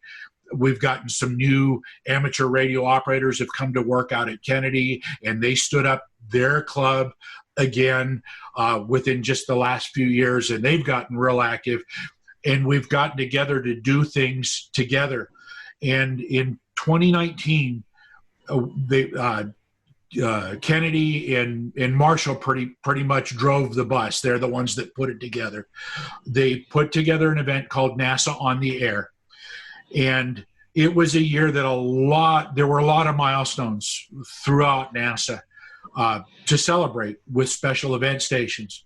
So there were some specific ones, like the 60th anniversary happened that year. There was an Apollo 11 mission that they kicked it off with in December, just before the end of 2018. So anyway, they did this event for the whole year, and they did it like a contest. Marshall put together the software and the website and off-campus servers for it because we didn't want something behind the firewalls at NASA that the rest of the world couldn't get to. And of course, we don't want to use NASA resources for something that's, an amateur radio thing, a hobby. Yeah. So the Marshall guys, the Marshall Club, took care of pretty much all of that. And they turned it into a bit of a contest. They had a dashboard that you could go and see your standings for the points, and you got points for every contact you made. And there were CW, single sideband, there was satellite contacts with the space station. The repeater contacts were allowed. Those aren't usually allowed for contests. And so it ran for the entire year. And when we would do a special event station, and each one of the centers were encouraged to also do special event stations that were milestones for their specific centers. So we actually did We actually did one for the X-31, which was a pretty amazing airplane. There was a really low angle of attack maneuver called the Herbst maneuver, where it would fly really slow at a really high angle of attack, and it could turn around and almost it looked like it was turning on a dime to go back the direction it had come in. It was a pretty incredible project. I'm trying to think of some of the other ones we did. Let's see, we did the X-31, we did an Apollo 8 mission. We participated in the 60th anniversary. And then the Apollo 11, although it happened the next year, they opened the NASA on the Air up in 2020 to include the Apollo 11 mission. And that was one of our best attended, I think, special event stations. It was one of our more fun ones. I think everybody really had a good time doing it. Oh, that's lovely. But at the same time, all the other centers were trying to do things so that all these centers were on the air and people could get points for contacting the different centers during these different events. And like I said, we'd upload our logs to the webpage. People could verify their contacts there. And there was a certificate that they would get for a contact. And then there was a winner declared for the number of contacts. And we did our individual little electronic QSL cards that we emailed out. Yeah, that's lovely. Well, I know that I need to let you guys wrap up. I know we've been at it for a while. I know, and I could keep you here all day. And I've never asked any guests this before, but can we do this again? Oh, absolutely. This is so much fun. Like, I'm so happy to talk to you guys. Maybe we can include some more people. I'm sure some of the members of some of the other NASA Center clubs would just love to get involved with this. Yeah, that would be great. I mean, so we can put some feelers out. We'll let them know what we've done. Yeah, that would be lovely. I've got a last question that I would like to ask the both of you, and I'm sure you'll each have a unique answer. But I'm very interested in things involving frequencies because of basically the understanding of modern physics that there is no solid matter and that everything is in fact energy and waves and this sort of stuff. And this fascinates me with ham radio, and it kind of ties back to the silent key. Do you feel with people when you're communicating, do you feel there's almost like a spirit element that humans are kind of like our own transmitters, and that maybe our bodies are just the hardware? Our bodies are the Yesu, but we are the ham bands. Well, that's a tough one. I'll let Phil go first. I can honestly say that I've never had a spiritual experience operating amateur radio, but I won't say that's because it's impossible. It's because I'm probably not very sensitive. I probably worded it. I probably totally made a disaster of wording the question, because it's not so much about, I guess, the actual operating of the radio. I guess it's more like humans. If everything's a frequency, and I saw on NASA's website, it had the spectrum of frequencies, and visible light, which is what we see, is the thickness of a soap bubble. So there's all these frequencies that we can't see and we can't hear. And we know that everything has a frequency, including our own cells. So sort of by theory, doesn't that make us like we're basically part of the ham band? We're part of frequencies, right? Well, it's physics. We're all part of physics. I mean, physics describes the physical world, and that is the spectrum. And we as humans, though, we're sort of, it feels like the body is our ham radio, and that this is just a this is the device that we're taking this ride for, to be able to process the frequencies. And I guess it may go well beyond anything that we can comprehend Yeah. as physical beings here on this earth. Yeah, yeah. It might be beyond our comprehension. Yeah. But, Kevin, Kevin, you can't stay silent. You know, uh-oh, what happened? Oh, no, you're still here. Nothing's happened. We still hear you and see you. You're not getting out of it that easy. Nice try. No, sorry, my computer was starting to go to sleep, and it's kind of like, hey, wake up, wake up. Yeah, sure it was. When you started to phrase your question, actually, the thing that came to mind is that for me, the huge draw is, and the mystery to me still, I just kind of like digress back to when I was in third grade with Uncle Frank, is that how can I press a button and a radio will send a frequency, radio transmission, and we didn't really talk about that. How does high frequency bounces off the ionosphere, and with sunspots that strip off electrons, it creates a shield that allows it to bounce, and not just bounce, but then to come back. And that to me is, like I said, the huge draw of our whole hobby. No matter like what we do with this hobby is all about frequency. Whether it's in transmitters or diodes or oscillators, it's all having to do with creating radio frequencies. Right. And what the physics behind that, to try and understand that, to me is just like still kind of like, wow. Yeah. How does this all work? Yeah. And how we can come up with something so simple with such low power. And then we didn't even talk about the digital modes that we can do on. That's why you guys have to come back. That's going to be in the next session. Yes, it will be in the next session. It has to do with the computers and digital and pulling a signal out of the noise level. I mean, if you listen to it, it's just going to sound like noise. But with the computer and software now, it can take that noise away and still give you a signal that you can transmit. You can't hear the signal above the noise, and yet your computer can actually decode the message. Right. That's what. Amazing. We got like another 20 sessions. I think so. That's the romance. That's the romance and the mystery. Those two words. We don't just, as ham radio operators, most of us don't just take everything at face value.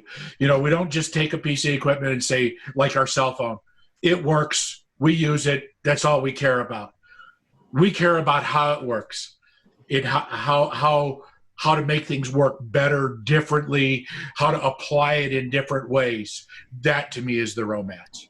That and the glow of the tubes. Yeah, and why does it work? To me, I'm a why guy. Drove my dad absolutely berserk. I'm a why guy. I want to know, why does it work? Right. And that thing is just as you were just starting to scratch the surface, starting to get familiar with what ham radio was, and however that initial hook was set by listening over the internet. Yeah. Is that for you, there's going to be aspects of the hobby that are going to make you that will draw you in.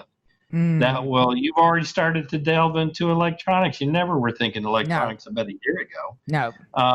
Maybe just wasn't in your life walk. Nobody encouraged you to do that, but now you have a desire to go check that out. And that to me is what this hobby is all about. There's so many different things that if you just go scratch the surface, find somebody to talk to, that desire shows up, and you can go pursue that answer for yourself and understand. Learning new things. Cool. Yeah, learning new things. I want to leave you with something. You have your little kit to build something. Yes. The first thing I suggest you build, especially since you're down in Los Angeles and there's so much radio down there, build a crystal radio. Okay. It is so simple. The most basic crystal radio is just a germanium crystal diode which you can buy. In fact, there's a store called All Electronics down in Van Nuys that's like my candy store. And you can buy them there. You can buy them online. And then you make a coil. And you have a headphone, so there's no amplifier. You use a little earphone like you would have got with an old transistor radio, and your antenna, and that's all there is to it. And down in Los Angeles, you'll be able to receive several of the radio stations down there. I shall build it ready for the next episode. There you go. There you go. Well, I almost feel I need to apologize for my terribly bungled question at the end, because I have such a powerful intention behind it that's like so profound, but I totally didn't word it right. But I guess it's just to do with the frequencies and communication. Somehow for me, there's a metaphor in tuning a radio that you guys can tune something to communicate with someone in Slovenia. And that when people meet each other, you often hear these expressions, they struck a chord, they struck a vibe, and that people have these frequencies and our emotions tune our frequencies so that other people can read us how we're feeling. So there's some kind of correlation there between between a Yesu and a person. Well, and there are people doing research on healing the body with different frequencies. Right. In fact, I saw one of your or listened to one of your podcasts with about the tuning forks that you have. Ta-da! Yeah, there you go. Exactly. Yeah. Yeah, and those two, and I don't think they come across on the mic, but I'll sure try, that the science has proven that if you play the perfect fifth, so for example, musically, Kevin would know all about this because he's a gigging musician, that if you play the fifths interval, it will make nitric oxide come through your bloodstream and help clean your blood up. So let's see if you guys hear this. Oh, yeah. It's not real loud, but we could hear it. So that's the perfect fifth. There you go. And it's beautiful and de-stresses amazingly. So if you want to talk about frequencies in music, we have what we call harmonics that we try to filter out and keep to just a single frequency. Harmonics in radio tend to cause interference. Well, those harmonics are actually octaves, just like in music. I think we already have our theme for part 2 of the Kevin and Phil NASA series. I have the proof in video that you guys said you'd come back. Oh, no. We have our theme of harmonics, which is fantastic. And I know you guys have really given a huge amount of your time today, so I'm not going to press you for any more answers and stuff. I come at you with masses of gratitude for being on this show. Like, I'm so thrilled that you guys made the time to come and share what is this unique hobby and passion of yours. Thank you for having us. I enjoyed this. It was a lot of fun. Oh, good. Yeah. Kevin, did you enjoy this? Thoroughly. Oh, yeah, good. like there's so much more that with this hobby, and I look forward to future sessions. Brilliant. Yeah. Right. It's hard to find outlets for the passion that we have for this hobby. This is fantastic. Well, I can play that role for you. Very good. I can be your diode. Very good. Hey, that's a good metaphor. Oh, that's a good metaphor. On. Okay. Thank you guys so much. I will say goodbye now, and you can feel free to leave or escape, whichever word you. I will contact you, and we'll come up with some information so we can meet up on the air. Awesome. And maybe be your first contact. I would feel honored. Cool. Oh my gosh, that would be amazing. So Kevin and I will work on that, and we'll get in touch with you. Thank you guys so You bet. much. Sincerely. All right. Over. All right. Over. Over and Bye. out. Take care. Bye. T6 7-3. Yeah. 7-3.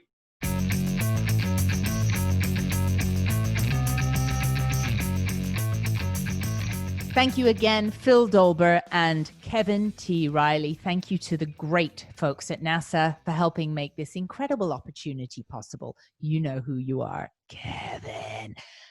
And you rock. Thank you.